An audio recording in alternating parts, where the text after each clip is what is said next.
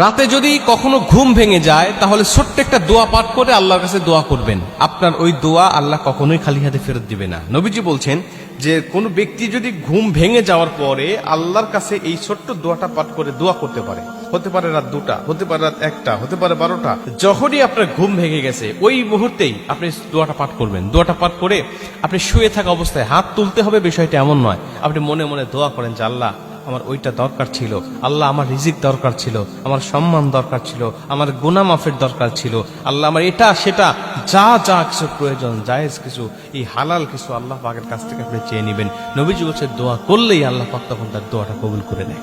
আর আরো ভালো হয় যদি আপনি ঘুম ভেঙে যাওয়ার পরে 2টার সময় আপনার ঘুম ভেঙে গেছে, আপনি উঠে যান, উঠে গিয়ে ওযু করে আপনি 2 রাকাত তাহাজ্জুদ নামাজে দাঁড়িয়ে যান। কারণ নবীজি বলছে যে ওই সময় কিছু চাইলেই আল্লাহ দোয়া কবুল করে। আপনি ঘুম ভেঙে যাওয়ার পরে দোয়াটা করলেন, দোয়াটাও কবুল হয়ে গেল, আর আপনি ওযু করে তাহাজ্জুদ পড়লেন, তাহাজ্জুদ নামাজটাও কবুল হয়ে গেল। নবীজি বলছেন কোন ব্যক্তির যদি একটা সেজদা কবুল হয়ে যায়, 1 রাকাত নামাজ যদি কবুল হয়ে যায়, ওই একটা সেজদা তাকে জান্নাত পর্যন্ত পৌঁছায় দিবে।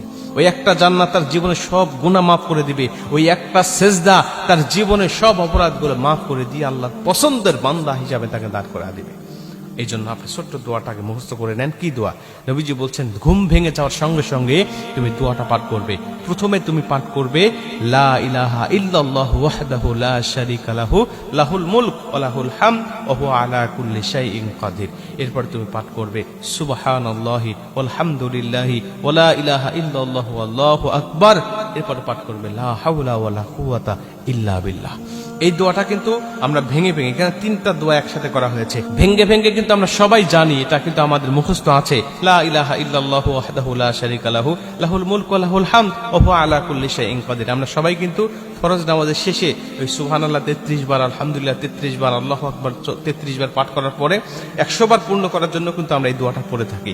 অতএব এটা কিন্তু আমাদের মুখস্থ আছে অলরেডি। সুবহানাল্লাহ আলহামদুলিল্লাহ ওয়া লা ইলাহা ইল্লাল্লাহু আল্লাহু আকবার, এটাও আমাদের মুখস্থ আছে, কারণ এটা একটা তাসবিহ। এরপরে লা হাওলা ওয়া লা কুওয়াতা ইল্লা বিল্লাহ, এটাও কিন্তু আমরা সকলেই জানি।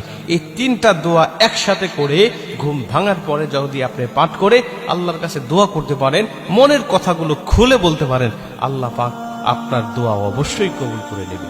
আপনি এরপরে যদি সম্ভব হয় আপনার পক্ষে যে ঘুমটা আর ধরতেছে না বা একটু নামাজ পড়ি, তাহলে ওযু করে 2 রাকাত নামাজও পড়বেন, ওই নামাজও আপনার কবুল হয়ে যাবে। যেহেতু নবীজি বলেছেন ঘুম ভাঙার পরে এই দোয়াটা পাঠ করলে সবকিছু কবুল হয়, অতএব আপনার নামাজও কবুল হবে। এই নামাজ আপনাকে নাজাতের ওসিলা হিসাবে কবুল করবে।